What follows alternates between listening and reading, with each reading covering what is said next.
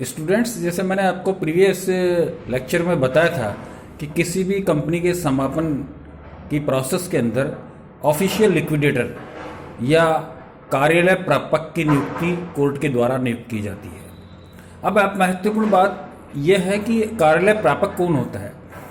Official liquidator या अवसायक न्यायालय द्वारा नियुक्त वह व्यक्ति होता है ऑफिशियली जो कि कंपनी के समापन की कार्यवाही को संपादित करवाता है। ऑफिशियल लिक्विडेटर एक तरह से कंपनी को अपने हाथ में ले लेता है तथा कंपनी के जितने भी ड्यूज हैं जिनको रिकवर करना बाकी है, डेटर्स से रिकवरी करता है और जिन लोगों को पेमेंट देना है, जिन लोगों को भुगतान करना है, ऋणों का चुकारा करना है, उनका भुगतान करता है। और अगर कोई बकाया सरप्लस बचता है तो उस सरप्लस का सर कंपनी के मेंबर्स में डिसबर्समेंट करता है। यह महत्वपूर्ण कार्य अवसायक का होता है। अब एक इम्पॉर्टेंट चीज़ यह है कि लिक्विडेटर की क्या पावर्स होती हैं, लिक्विडेटर को क्या क्या पावर्स कोर्ट के द्वारा कन्फर्ड की जाती है। उसमें फर्स्ट पावर है कि लिक्विडेटर का अपॉइंटमेंट का तात्पर्य यह नहीं है कंपनी डिसॉल्व हो गई, कंपनी समापन की प्रक्रिया में रहती है और ऐसी स्थिति में कंपनी के बिजनेस को कंटिन्यू रखने की पावर्स लिक्विडेटर को होती है कि वो कंपनी के बिजनेस को चालू रखे, कंपनी के बिजनेस को हॉल्ट नहीं होता है। कंपनी का जब भंग हो जाती है, डिसोल्यूशन हो जाता है, तब कंपनी अपना बिजनेस खत्म कर देती है, समाप्त कर देती है, लेकिन वाइंडिंग अप प्रोसेस के अंदर कंपनी का बिजनेस चलता रहता है। इसके अलावा कंपनी की ओर सभी कार्य करना और डॉक्यूमेंट्स पे को एग्जीक्यूट करना, ये भी लिक्विडेटर का काम होता है। कंपनी की movable immovable assets and actionable claim जो भी होते हैं उनको बेचना, उनको सेल आउट करना और उनसे पैसा रिकवर करने का काम भी लिक्विडेटर का होता है। इसके अलावा कंपनी के अन्य कोई भी अंडरटेकिंग्स कंपनी के हैं, एक्विजिशंस हैं जिनको सेल आउट करके पैसा रिकवर किया जा सकता है, तो उन सबको सेल आउट करके रिकवर करने का काम भी लिक्विडेटर करता है। कंपनी की प्रॉपर्टी चाहे मूवेबल हो इमूवेबल हो, सभी तरह की प्रॉपर्टी की और कंपनी की वेल्थ की सिक्योरिटी एंड सेफ्टी का ध्यान रखना भी लिक्विडेटर की दायित्व में आता है। उनकी सेफ्टी सिक्योरिटी को इंश्योर करना भी उसके दायित्व में आता है।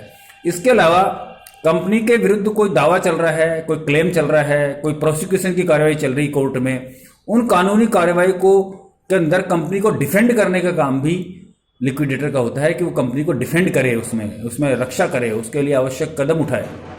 इसके अलावा लिक्विडेटर क्रेडिटर्स के, एम्प्लॉयज़ के कोई क्लेम्स हैं, उन क्लेम्स को इनवाइट करता है कि भाई तुम्हारा क्या क्लेम है, तुमको कितना पैसा देना है या कितना कितना क्लेम है, उनको इनवाइट करके उनको डिस्पोजल का काम भी, उनका निपटारे का काम भी लिक्विडेटर का होता है।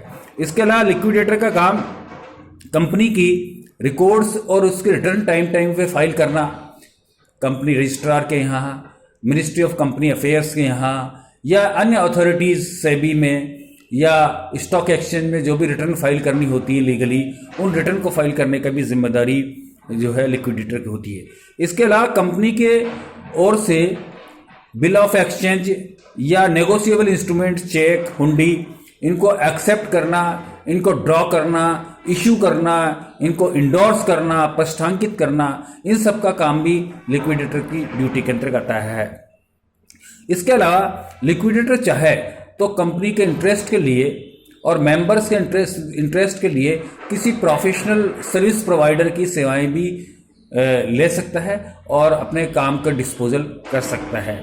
इसके अतिरिक्त जो लिक्विडेटर है वो कंपनी की तरफ से जो भी डॉक्यूमेंट कहीं पेश किए जाते हैं उन पर सिग्नेचर करना, उनको एग्जीक्यूट करना व उनको वेरीफाई करने का काम भी लिक्विडेटर का होता है।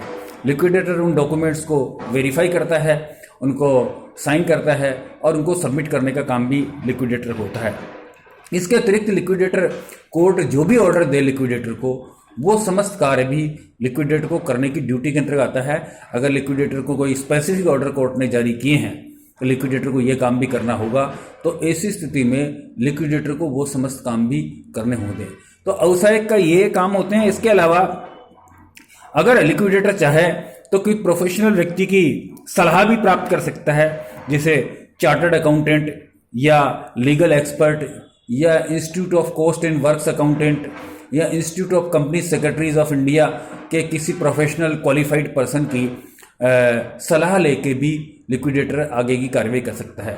तो लिक्विडेटर्स की ये महत्वपूर्ण पावर्स होती हैं जो कि लिक्विडेटर को कंपनी के वाइंडिंग प्रोसेस के अंतर्गत उसको एक्सरसाइज किया जा सकता है। और लिक्विडेटर बेसिकली कंपनी के समापन की कार्रवाई को स्मूथली संपन्न करने के लिए न्यायालय के लिए द्वारा एक इंडिपेंडेंट पर्सन नियुक्त किया जाता है। वो इंडिपेंडेंट पर्सन होता है एक तरह से जो कि कंपनी के लिए प्रोफेशनली तरीके से कार्य करता है और उसका कोई पर्सनल किसी तरह का इंटरेस्ट नहीं होता है, लेकिन वो कोर्ट के ऑर्डर से ये सब कार्य करता है। Thank you.